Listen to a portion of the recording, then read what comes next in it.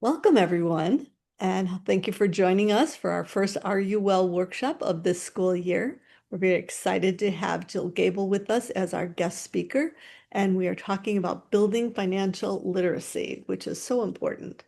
Jill is the Director of Student Financial Aid.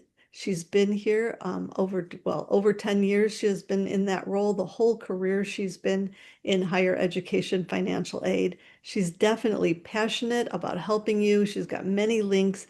We are recording this, so you will be able to go back and take a look at any of the links. It might be for students. She's talking about financial. And it is for students, but there's also a lot of information on there for anyone. So I'm glad that you have joined us. I'm going to do a couple of things before we get started with the talk. So if we can go to the next slide.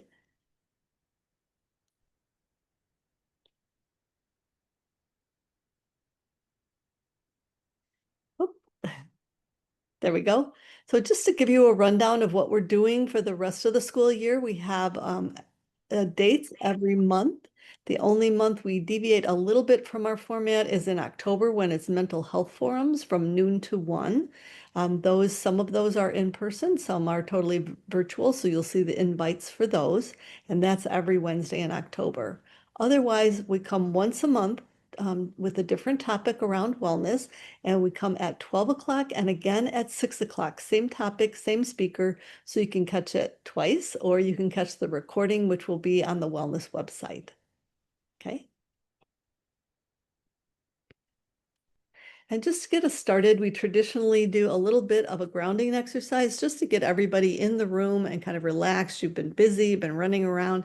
Now you've made time for your wellness, which is really good. You got to give yourself a pat on the back for that. That's a wonderful thing. And so what I'd like to start out with is just probably just a 40-second little grounding exercise that you can do yourself to just kind of settle yourself. One thing you need to think about is where in your room or out your window you can find green gray. Green gray is the most calming color to your brain, and it actually brings down your cortisol. So it's very nice to be able to do that. Starting out with 3 deep breaths in through your nose, out through your mouth. And as you're doing that, go ahead and roll your shoulders back.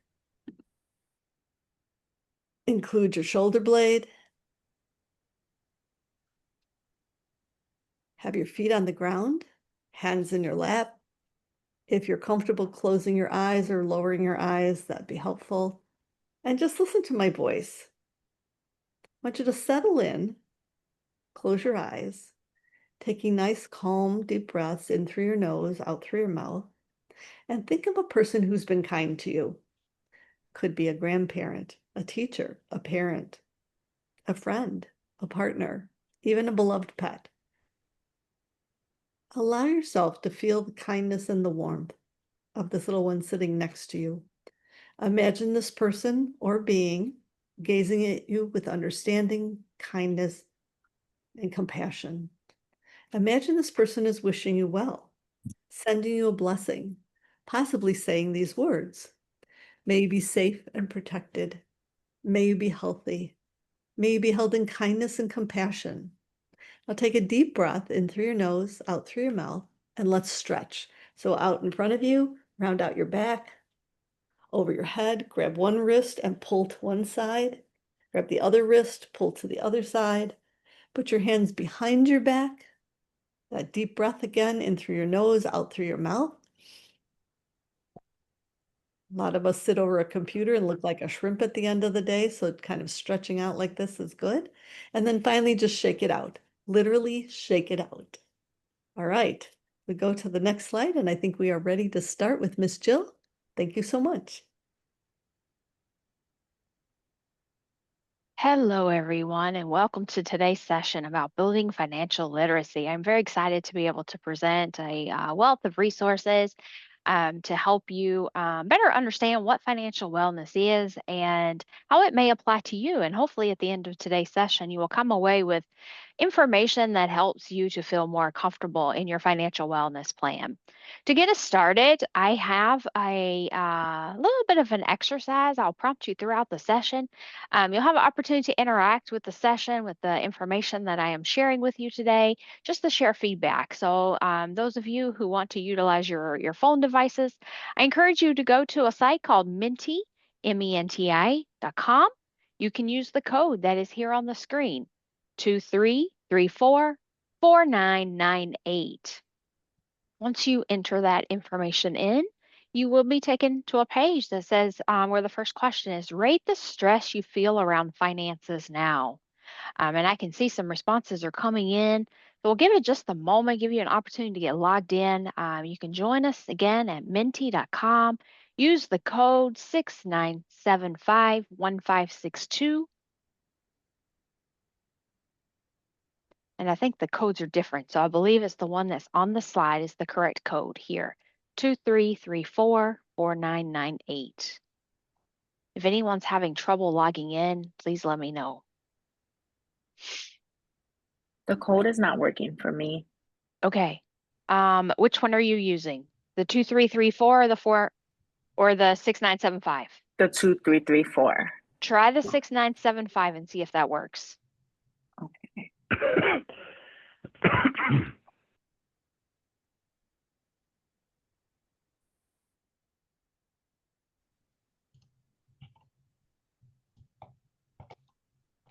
And if it does work, let me know it does. I see some more responses coming in. That's great. Yay. All right. So we know to use the 6975.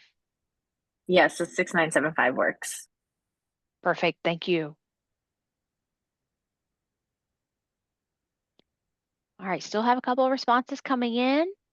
And we will count down 10 starting now.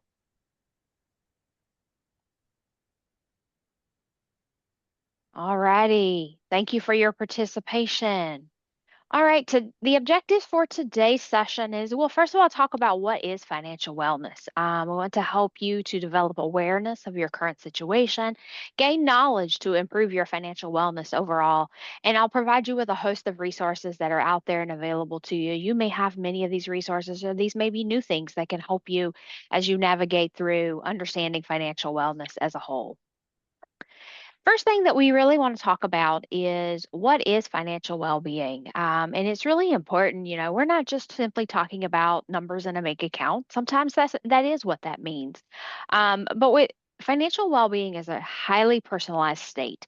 It is based on each of our individual unique circumstances and life journeys. It looks different for everyone.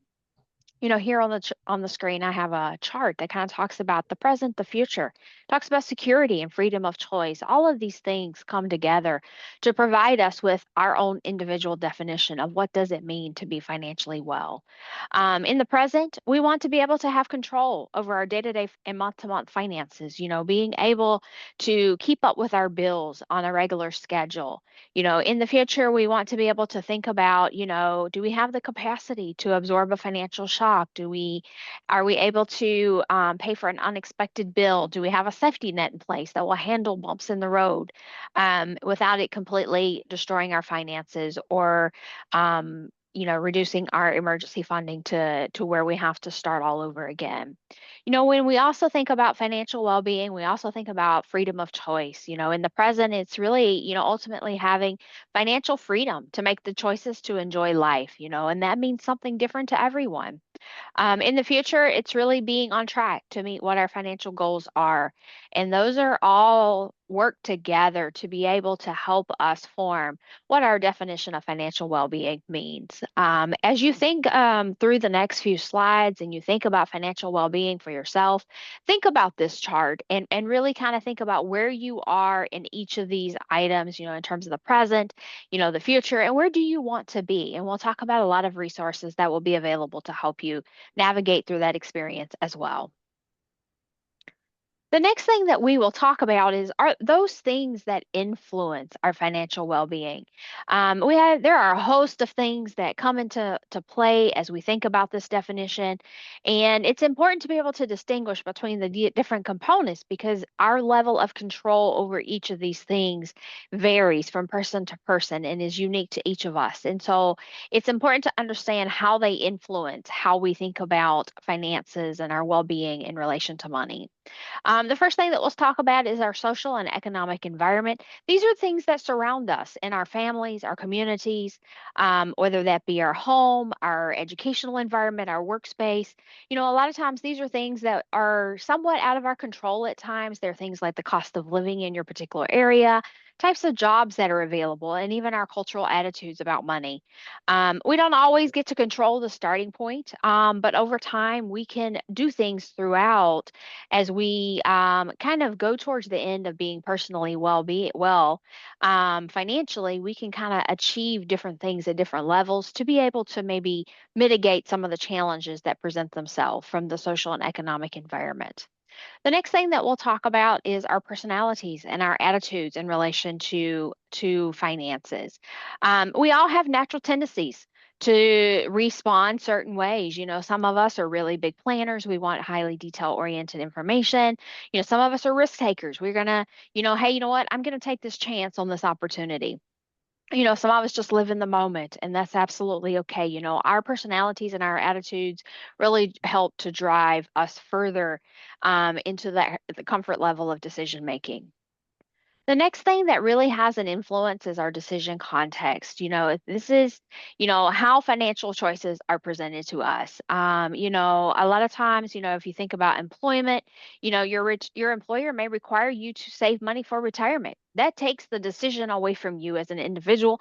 It's done for you, and you're able to automatically save money for retirement.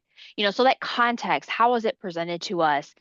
Really influences us in terms of how we define this and what decisions we ultimately make. The next thing that influences well being is our knowledge and our skills. This really goes back to the financial literacy component. What do you know and what do you not know about finances, and how can you achieve a different level of financial literacy and knowledge and skills to help you be more financially well? Skills ultimately turn into opportunities, which turn into action. And you're able to then take a look at those available opportunities, those options that are open to you that can help you to expand your finances and expand your financial well being, your goals, to get to a different place where you can look at that future state and be where you want to be in that future state. And opportunities set the boundaries for what it really means. And that's kind of, you see that on the bottom of the chart here on the screen. At the end of the day, our behavior, what we actually do with all of these influencers, has an extremely important role in being financially well, and the decisions that we make. This is our day-to-day environment. This is what we do and how we address each financial decision that comes our way. Finally, at the end of the day, this leads us to being financially well. It's kind of like you're in this tunnel, and then you kind of get to the end of the tunnel or arrow that's just kind of pointing you to the future. And it's really thinking about how satisfied am I as an individual with my personal financial situation, and do I need to go back through these influencers and try to think about what are my available opportunities and other elements that make help me to adjust. All right. Next up, we just did the stress question, so we are going to move through this one. So what we're going to do next is just jump into some information sharing, different pieces of information that kind of factor into all the different influencers and really help us kind of figure out where are we in terms of our day-to-day decision making. So the first thing that we like to talk about is what are the signs of financial distress. These are some of the clues that we look for to say, we probably need to redirect and really start thinking about about our finances just a little bit differently. I've listed some of the signs of financial distress here on the screen. They can be things like missing payments consistently. That's oftentimes one of the first signs of financial distress is not being able to pay, a regular bill that you have or a credit card bill. Another one is dipping into savings and any retirement benefits. That can be a sign as well. If you're taking out cash advances on credit cards, those can be quite costly over time. And, it's certainly something that you want to be very mindful of at the end of the day. And ultimately, at the end of the day, if you have debt that's going to collection agency, I think that's one of the, sure signs that something is challenging. If you're able to kind of look at the first three signs on the screen and you're in any one of those stages, if you can, start redirecting now instead of waiting till that last step, which is, you've got debt going to collection agency, that's always a really good time to be able to kind of rethink some of the things that you may be doing on a day-to-day basis to help you improve your finances. There is a really cool financial well-being survey that's online. I do encourage you to take it. The link is here as well as a QR code on the screen. It'll ask you a series of questions about how you view money and your finances and how you view, your environment and all of those different components of the well-being influencers. And it will give you what's called a financial well-being score. And it will also ask you things about your age group, your income level, and it will provide you a comparison of yourself in comparison to other individuals in your specific group across the United States. And you can see here a sample. This person had scored a 55 and the US average was 54. So you can see where you are in relation to maybe your peers across the country who have taken this well-being survey. And then, the higher the score, the better, more stronger you are in the financial well-being. The lower the score, maybe some opportunities to be able to make adjustments. When you complete the survey, it gives you the score. In addition, it will actually give you some personalized recommendations based on the responses that you provided in the survey, as well as the outcome of your actual score. So I do encourage you to just take a note of this link. It's a really cool resource. Just takes a couple of minutes to go through and answer a few quick questions, and it gives you a wealth of information to be able to work with. So as we think about, getting to a point where we either feel financially well or we are in the various stages of that definition, present or future state, we're looking at opportunities, we're looking at, trying to look back, reassess where we want to be in the future. One of the first things that you want to do is identify your financial resources. These are things that are called traditionally your income, but there may be additional resources such as student loans. You may have family support. You may have a part-time job or gig work or other types of resources that are financial related that may be available to you. So you just want to take some time and just kind of write those down. You can use a variety of resources, pen and paper, Excel spreadsheet, Word document, whatever is really what works for you. So just make a note of what those resources are, and because that's kind of the foundation to really thinking about, building a spending plan and really thinking about the future goals that you want to achieve. The next thing that you want to take a look at is, what are you spending your money on? You want to really spend at least a month, sometimes a couple of months. We all have expenses that may occur monthly, but there may be some things that don't occur, but maybe quarterly or once or twice a year. And so you want to be able to capture those. A good 30 days is probably going to be a good foundation for you to take a look at your expenses. It is probably one of the most critical steps to building a good financial plan, because if you don't know where your money's going, it's really hard to redirect and adjust, categories, or say, I need to stop spending in a certain area so that I can increase spending in a different area. So it's really good to take some good quality time, work through this. Many of the credit card agencies and bureaus, they often provide, or even sometimes debit cards and bank accounts, they'll provide what's called a spend analyzer. And what they'll do is they'll assess where you're spending your money and they'll bucket it depending on, if it's like you're spending money at Jewel Osco, they may say that's groceries or household supplies or different vendors that you may be spending money at. You can also do this on an Excel spreadsheet if you're someone who just really wants to track each and every receipt that you do. I think it's usually a little bit easier to use some of the digital tools that are available to track that spending. SoFi Relay has a really cool resource that you can use to track your spending as well. And it also will provide you with like some recommendations for budgets, and you can work through some of those as well. Once you have taken the time to really like look at your categories, figure out where your expenses are, you want to look at whether those expenses are fixed versus flexible expenses. Those fixed expenses are those items that must be included every single month. Those are your housing, your insurance, your cell phone, your tuition, education benefit, your education expenses, those types of things that are sure expenses that you're going to see every single month to month. You also are probably going to have what's called flexible expenses. Those are expenses that cover necessities such as food, transportation, eating out or going to the movies, things like that, that have some variability from month to month. In terms of exactly how much you may spend on those particular items. Transportation may be a little bit more finite. For example, if someone were to utilize a CTA U-Pass, it may be the exact same cost every single month. And in that case, you know exactly what to expect on a month-to-month basis. But if you're someone who's driving, you have gas expenses that you're incurring, then you may have some flexibility in those expenses. One of the things that I really encourage folks to do as they navigate through this part of the process is be really kind to yourself. You may find some surprises. You may find things that you look at it right away and you're like, oh, I wish I wasn't doing that.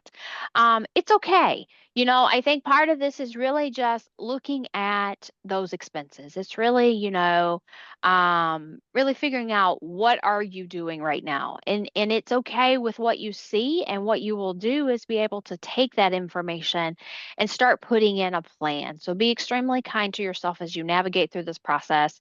And again, spend at least a good 30 days tracking those expenses, or go back 30 days if you're able to use a spend analyzer to really look at where what those categories are. The next thing that you want to do is, if you haven't already, is just write down a list of all your current debt. You can probably obtain this through your credit bureau. You may have copies of bills. You may have pre-existing lists. You may have multiple lists that tells you this information. And here on the bullet points, this just kind of gives you the information that you want to write down. You want to look at what is the total amount owed. What's the interest rate for that debt? What's the current status? Is it current? Are you able to make your able and are currently making your payments? Are you past due? Is it in collections? Just want to notate where that is. And then what is your monthly repayment on that debt? Is it in repayment or is it in deferred status? If you'll list your student loans as well, you'll put those as in the deferred status, ultimately looking to the future, knowing that you're going to need to repay those. Once you've had an opportunity to really look at your income, you've spent some time, analyzing where your money is going. You've looked at your debt. You've kind of built the foundation to help you achieve the next step in this process, which is really thinking about what is my spending plan? What do I want to really spend my money on? And there are some things that are fixed expenses, like we talked about earlier, that you're going to have to spend a certain percentage of your financial resources on. But then there is going to be that disposable portion of your income that you have some flexibility with what you would like to spend some of those resources on.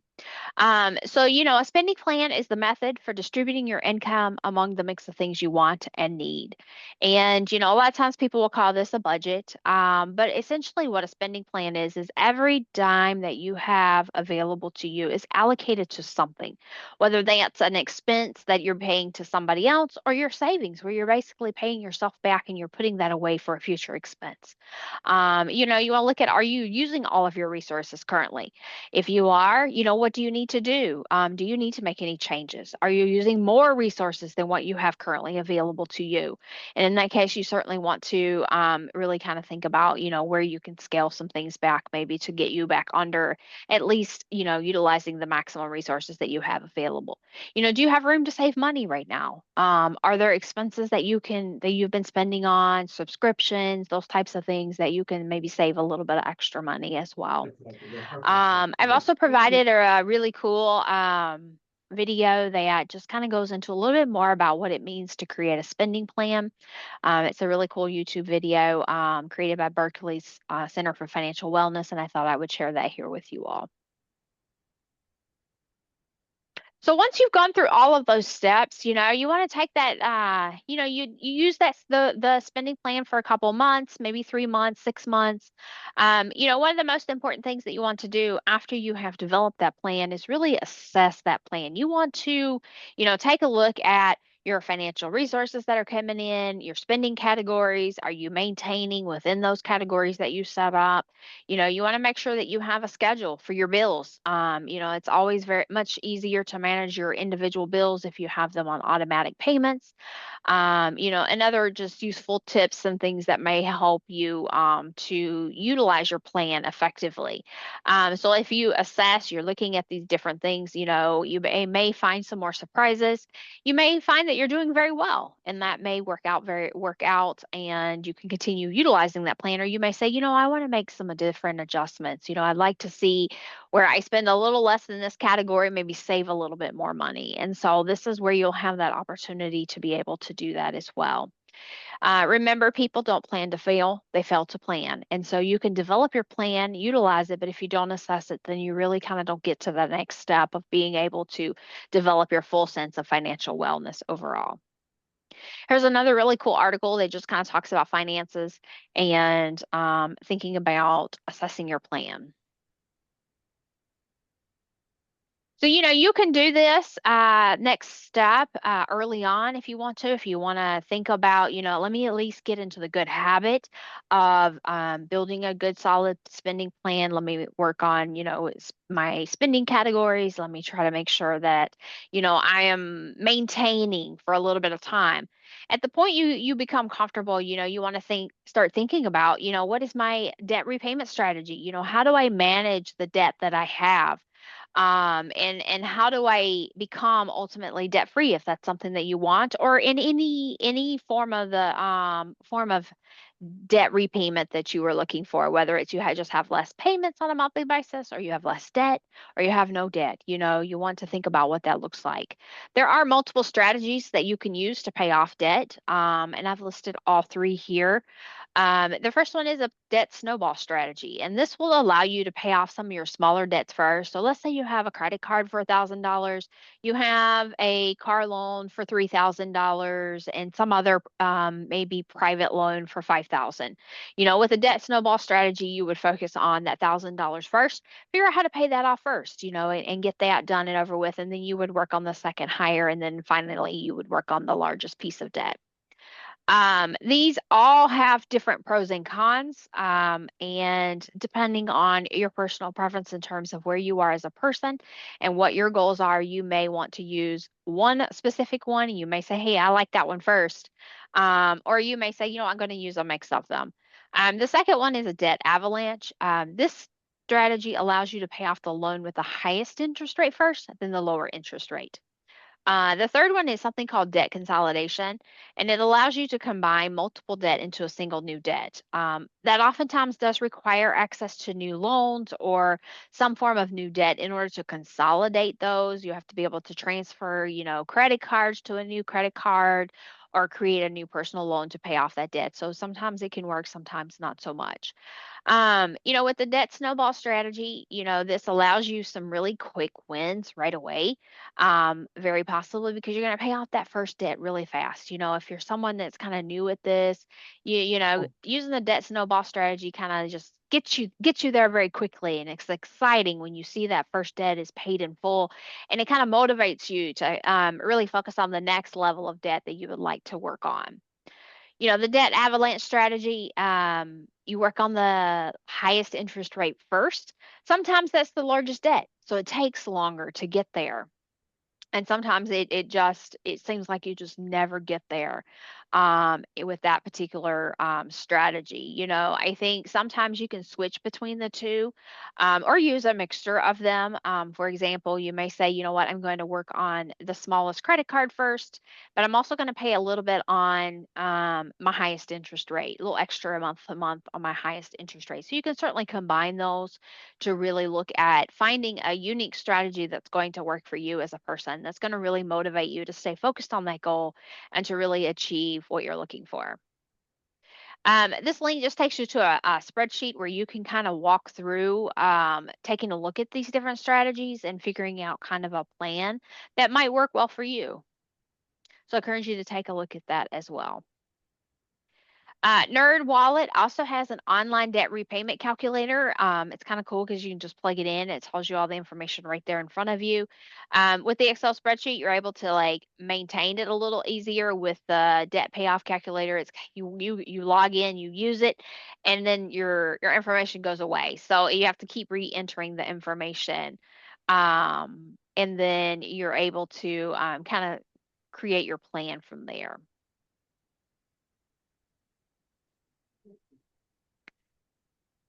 All right. There was a quick question that came in, and when we're talking about different strategies, and making sure that you're making the minimum payment for sure on all of your debt as it is while you work on an additional strategy. And absolutely, you do want to maintain a focus on, making that minimum payment. Because if you don't make the minimum payment on some of your debt, then that could create additional challenges with your credit history.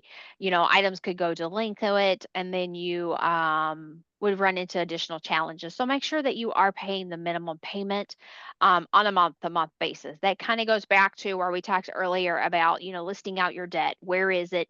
How much is due each month? And figuring out what that amount is. All right. Once you've thought through your strategies, you kind of, which one feels comfortable for you. It's like, okay, you know what? I think I can achieve something in this area. Then you want to start thinking about goals, developing short-term, long-term goals. What are those things that you want to achieve, in less than a year? What are those things you want to achieve in a year or more from now? And, really thinking about what's that plan to make that happen. You want to apply a SMART goal strategy. You want to make sure these goals are smart, they're measurable, they're achievable, realistic, and timely. You want to make sure they're things that you can do, so that you're able to build plans off of that particular goal. A short-term goal maybe could be, I'm going to build my emergency savings. I want to have $1,000 within a year. That comes to you at about $100 a month. You get $1,200 in a year, or spend or save $80 a month. So that would be a small short-term goal that you could work on. A long-term goal, maybe you say, I'm going to use the debt avalanche strategy, and I am going to pay off my smallest debt first in 2 years, and then start working on the next set of debt from there. And I think that, you can kind of figure out how you're going to integrate the concepts into your individual goals that you're going to set. This is just an example of a financial goals worksheet. By no means is it one that you have to use, but it's certainly thinking about those short-term, long-term goals. They also included medium-term goals, which is 1 to 5 years. You can certainly break it down to that. You can look at the SMART goal template. What is the goal? Why does it matter? How much do you need? What is your deadline? And what's your monthly or weekly target that you need to achieve that particular goal? You want to identify, the priority ranking, and then what are the resources? What are the action steps that you as an individual need to take in order to achieve those goals that you have just listed? You want to look at your tracker, are you achieving those goals? And this could just simply be, an extension of the step number 2, which is a SMART goal, template. It just says, I'm going to have this my starting balance, this is my target balance. Here's where I'm at on a month to month or week to week basis, and what percentage am I complete every so often when you assess. And you want to reflect and review, what went well this month, what obstacles did you face that really prevented you from achieving the goal that you set out to achieve? And do you need to adjust any of your deadlines or your amounts that you are working with as you set these goals? The next thing that we want to encourage folks to do is just start thinking about savings. Sometimes it's difficult to really sit here and say, it's hard to put a little bit of money aside. We certainly encourage you, and if you're not accustomed to, the habit of saving, start small. And it all adds up over time, but you really want to focus on developing the habit of saving by allocation. It's important, even if it's 10 or $20 a month, start putting that back. And over time, you'll start noticing that little by little, you think about that amount of money less and less. And so it becomes a habit. And then eventually you take a look at that savings and you realize you saved a little bit of money. And then over time, then you can start increasing that amount. And so really spend some good quality time, really building that habit and really then eventually expanding that to not just be a habit, but to be an intentional goal, something that you really want to work through. If you're able to set up an automated savings plan, that makes it super easy, right? Because then it's just going to come out every time your income or your financial resources are deposited to your bank account. A certain amount is going to go directly into your savings, and so it really takes the guesswork out, so you don't have to physically log into a bank account or actually take the step to save those funds. Start small, incrementally increase the savings. And then one of the other ways that you can do this is look for ways to reduce unnecessary expenses over time. How can you, if you do reduce unnecessary expenses and whatever that may mean to you, that can mean a number of different things, and there's a wide variety of what those things mean. From person to person. But as you reduce those expenses, can you take those funds and start putting those into savings as well? So then you're ultimately benefiting over time. All right, here are some additional financial resources that are available to you here at Rush. We have the Office of Student Financial Aid, and we are here to help you with questions about financial aid paperwork, disbursement authorizations, emergency expenses, budgeting questions. We can certainly sit down with you and help you kind of walk through any of those types of questions that you may have. The Student Business Office is also available to have if you have questions about your tuition bill, your health insurance, any of your charges that you may see on your bill, your student refunds, as well as any waivers that you are requesting for your student health insurance. The QR code here on the link will take you directly to schedule an appointment with a financial aid counselor in the financial aid office. So if you're looking for opportunity to sit down with somebody to go over your financial aid, really think through some of those details more carefully, you can absolutely schedule an appointment with someone.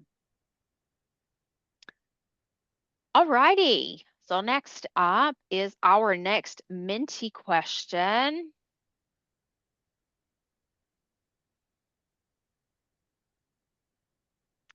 The next question that we have for you is now that you have heard about some resources, some information, you've learned about financial wellness and what is it defined as, how do you rate your stress around finances? Do you feel more equipped to be able to really think through this and identify ways that you can make adjustments?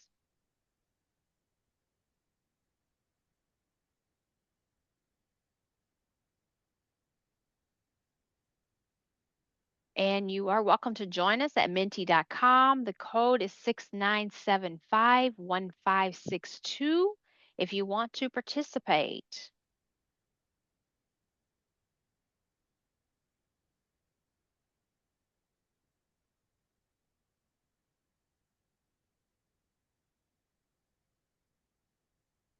Hi, Jill. And while you're waiting, there is two things in the chat if you'd like to take a look at that. Okay, excellent. We can do that.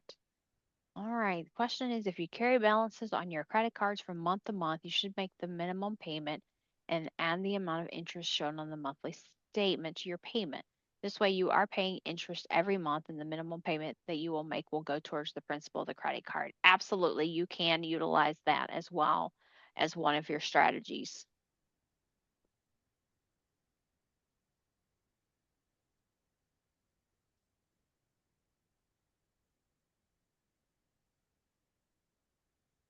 Somebody says, just be clear that to everyone that these strategies for paying off debt assumes that you have disposable income to save.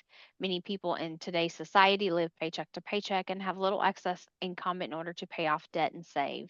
Yes, we do recognize and understand that, each person's finances are going to be different from each other.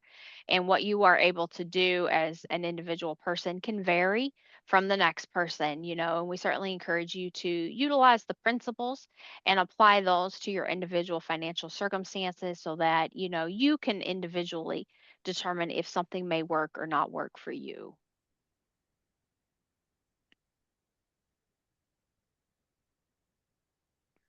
Someone has also made comments about if you receive merit increases each year, one strategy is not to take the increase that you get now used for spending, but instead to increase the amount that you put into savings or retirement. Absolutely, and that is a good, effective strategy that someone could personally utilize if they would like to. All right, we are going to move to the next slide. And on the Menti, I am interested to know what additional financial topics you would like to hear more about.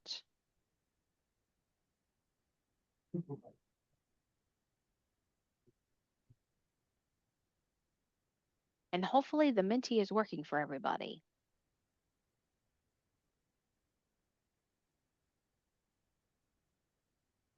All right, looks like folks are interested in learning more about investing. If you're interested in joining and telling us a little bit more about what you would like to hear about for financial topics, join us at menti.com. Use the code 6975 1562.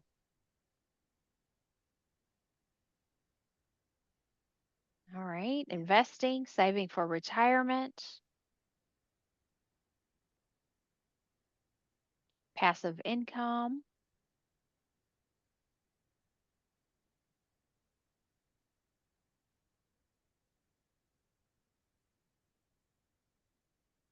effective getting married and how that impacts your finances, how to maximize your passive income, investing for beginners, 504 plans. Got some comments definitely coming in. These are great. Please keep them coming.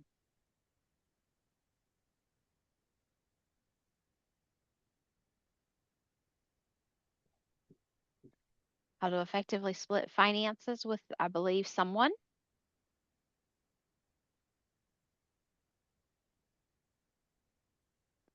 All right. Well, thank you to everyone for participating in this exercise. The next slide is just some financial resources. One of the really cool programs out there, Capital One, they have a money and life program. They have virtual tools, mentors, and financial workshops. The workshops are making a comeback. They had put them on pause during COVID, but it looks like that they're trying to bring those back. They actually offer 3 free 60-minute sessions with an individual who is an expert in financial money management where they can talk about your goals and how you see money. And they're going to kind of take you from, the foundation and help you understand how you think about money, why you think about money the way you do, and help you think about your future goals. So I do encourage you to sign up for one of those sessions if you're interested in really kind of thinking about it from the next to the next stop. Green Path Financial Wellness is also a trusted nonprofit. They have focused on financial wellness for over 60 years. They help individuals with things like webinars, housing, credit counseling, financial calculators, first time home buyers, any number of financial topics that you may be interested in that might find that you as an individual may be interested in. I do encourage you to check out their resources. Here are some additional resources that will be available to you as well that you can certainly take a look at. And with that, Judy, I will turn it back over to you. Thank you so much, Jill. I think starting off the school year with some new knowledge about financial health is really helpful. And not only can you take advantage of counseling in the financial office, but you can also come to the Wellness Center. So you've got some really nice supports here. The links will be saved in the recording that will be posted on the wellness website. So give us a couple days to get that in there. We also will repeat the same talk at 6 o'clock tonight. So you could do either one of those to get the links. So talking about the Wellness Center, the physical place of the Wellness Center is across the street in the Triangle building, Triangle office building. And we always would welcome you to make an appointment and come over to take a look at it. There's a lot of good things that are in a very small space. So we'll take a look at a couple of those slides. So it's available Monday through Friday, 7 to 7. It is hybrid, so you could meet either in person or virtually. So that's kind of nice, especially if you're working 12-hour shifts. So you'd be able to work on your day off. You'd be able to join and get some coaching. And the sweet things about this is that there are unlimited sessions. So if you come with the feeling of anxiety and you work through that process about how you can recognize that and some tips to help you bring that down, and maybe you've taken over something that you are feeling overwhelmed about, you can then take on another set of counseling sessions to work on that. So it's unlimited. And probably the major thing about that is there is no fee for students, for residents, for employees to be able to come to that in an unlimited capacity. Next slide. This is a picture of the Wellness Center website itself. So if you're able to go on Inside Rush and you take a look at wellness, you can take a look at the top on the green, you see wellness in there. And then once you get to the blue section where it says schedule therapy appointment, join the fitness center, welcome wellness programming, any of the things that we have in the wellness site will be listed here. So you'll be able to take a look as well as the recording from not only today's presentation, but all throughout the school year. All right, next slide. The Wellness Center itself has an energy pod, which there are energy pods throughout the campus, probably on all 3 campuses actually, that you are able to kind of rest and relax for a good 20-minute session. Right now, the energy pod is in the fitness center. You do not need to be a member of the fitness center to use that wellness pod. And there's also another one for just students in the 2nd floor of the academic facility that you're able to use as well. I would recommend that you call ahead and make a reservation so that you don't have to wait for somebody that might have slipped in and is in there using it. I would put aside 30 minutes because it's a 20-minute session, so it's just kind of nice to settle in, actually be able to take a couple breaths and relax, enjoy the relaxation, and be able to go. So thank you. And again, no cost to that. All right, next slide. I think a lot of students and residents think about confidentiality and privacy. This has been built into the Wellness Center. So not only just the design of it with the private waiting room, the one flow of traffic, a soundproof consultation room, but also the documentation where it's HIPAA compliant. We do not use Epic, so it is a separate system. And that the scheduling is online. You take care of that yourself, where you take a look at the different psychotherapists that are available to you, and you're able to schedule your own appointment. If you don't see a date with the person that you're hoping for, take one with another therapist, and then they'll help you get on track with the one that you're wanting to get to. Okay? The idea is just get started, right? The Wellness Center itself, again, is open 7 to 7, Monday through Friday, in person and video, no fees. And you could use this QR code to go directly there, or again, you can go to Inside Rush to find the Wellness Center. Okay. The 2 options that are available to you is the Wellness Center that I was talking to you about just now on the left side. You can take a look. It's unlimited and free, available to the Rush community. In addition, we also have the Employee Assistance Program. We partner with ComPsych. They are outside of Rush, so outside of Rush providers. They're 24/7. They communicate either by text or phone scheduling. The phone number is on there. You can also find their phone number on the wellness website. The difference is there are 5 free sessions, and then they do refer you to a long-term provider. The unique thing is that it's also available to immediate family members and significant others. So both of those opportunities are really great to help support your mental health.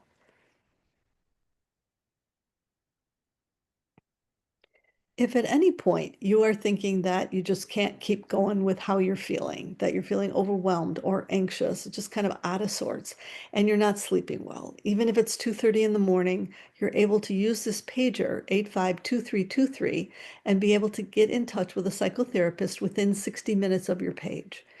That's an amazing service, right? That they not only will respond back to you to talk you through what's happening in the moment, but they'll also give you some suggestions and set up some times for you to have support over the next couple days. So definitely keep that number handy, 852323, and you'd be able to contact somebody and then get into a regular process of scheduling appointments. We have a program at Rush called the Facilitated Access Program, and that's wonderful if you need any medical appointments and they're scheduling pretty far out. You want to be able to use this information by using the phone number 94 staff or by using the email facilitatedaccessnavigators@rush.edu, and you'll be able to be put on a wait list that is prioritizing employees and be able to slide into an earlier appointment when one comes available. They will call you. It's really an amazing service. The programming that we have is always changing, so it's fun to just go to the wellness website to see what's going on. We're just finishing up the rooftop yoga that's been happening, so you can go on and take a look at that, or the yoga sessions that are happening in the wellness center or in the fitness center. Also, each month there's something different. So coming up in October is going to be the Mental Health Forum. So I hope you'll join us every Wednesday at noon. Virtually is wonderful to be able to see what's going on. You also will be able to see in the wellness newsletter what the dates are and the different topics and the times. Okay, thank you. Thank you, Mary, for posting the link for mental health forums. I appreciate you doing that. Mental health first aid is what we offer once a month. And what's wonderful about this is it is a course. It's a one-day certification to be a mental health first aider. And this is for people who really like to be able to support others, that they're sensitive, they notice things are wrong, and maybe they're just hesitating because they're not sure what to say or what resources to use. By taking this course, it will certainly help you. It will give you the resources. You're able to sign up for it for free through the Wellness Center. The QR code is there. It is an 8-hour certification course. It is both in person or online. So it's a great opportunity. Coaching, we do have coaching for physicians and nurses. So there are cohorts that are built, and being able to kind of go through what your performance is and your ability to be at the top of your game. Definitely develop your leadership skills, decrease that feeling of turnover, and increase your resilience. So it's just a really nice thing to be able to take advantage of coaching through the Wellness Center. Anchored is our in-person and virtual support group. So we actually have one for students and one for employees that you're able to sign up, register so that you have a group that you stay with for a weekly, or I'm sorry, for a monthly facilitated meeting, and you're able to talk about different topics around mental health. People that have come have really found it very helpful. Sometimes people would prefer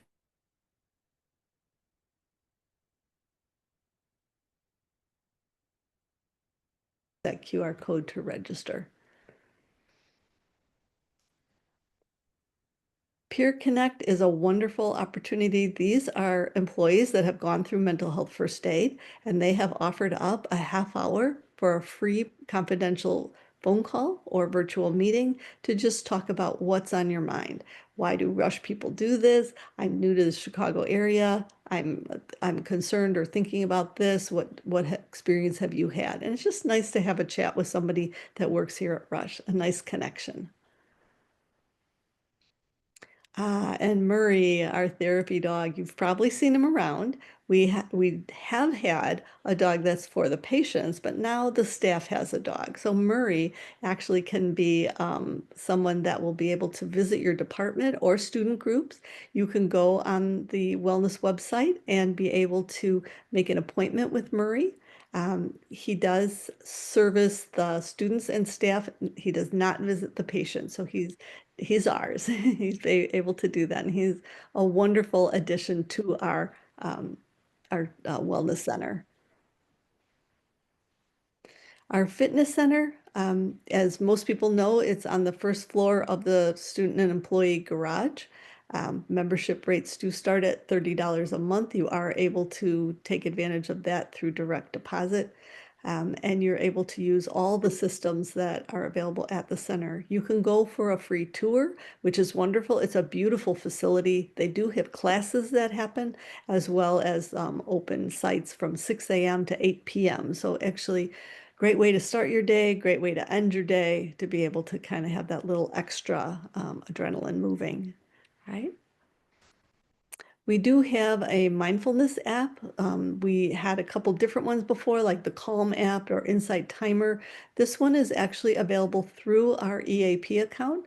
So if you use the website or use the QR code, you'll be able to get to it. You do need to set up an account, and that does allow you to access the app. You can use it for yourself and for your family members as well. And so it's called Koa Care 360 through Koa Health. And again, if you use that QR code, you'll be able to create your account and then access the app. Right? Oh, and thank you, Brandon, that yes, the fitness center is free now for students. So $30 a month is for employees and free for students. So that's definitely an incentive to get yourself going, right?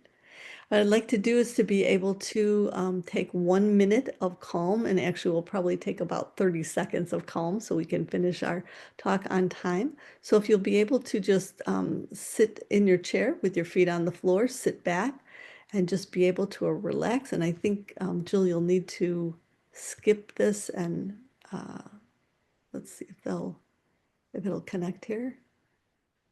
Look for that skip. There it is. All right. Sorry.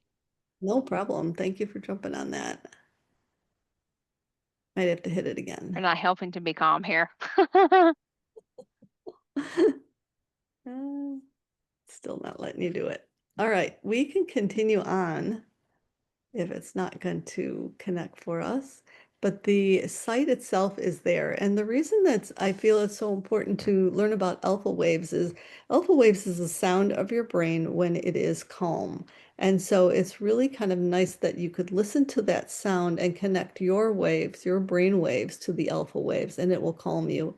It is very different from white noise, green noise, blue noise, pink noise, because that is noise. It's distracting your brain. But alpha waves, oh, looks like you might have gotten it, is a way to just let your brain calm. And for those of you who are fidgety and have a hard time, there usually is a visual. And for this one, there is a visual on it. And I think Jill has got it here. Let's see if we've got sound. If you can go to that forward button. I see it's happening, but I don't hear the sound. All right, so my hope is that you'll be able to just Google alpha waves, and you'll be able to find a site like this that has both the visual and the auditory, and it's very calming. And just take 1 minute to be able to sit back and let your brain rest in between all the activities of your day, right? And go to the next thing. I want to just be able to thank you on behalf of Jill and the Wellness Center. My name is Judy Fredericks. I'm your wellness liaison, and thank you to Mary, who was running the board behind us with all the resources. Thank you guys for making this a really great start to our Are You Well workshops. Have a wonderful afternoon. Thanks, everyone. Thank you, Jill. Thank you, Mary. Thank you, Thank you. Brandon. Take care. Bye.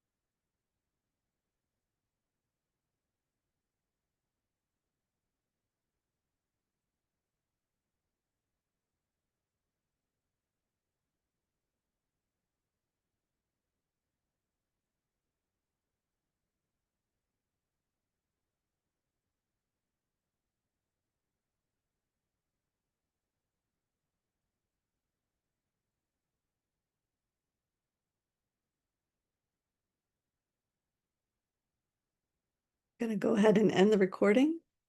Thank you so much for everyone that joined us.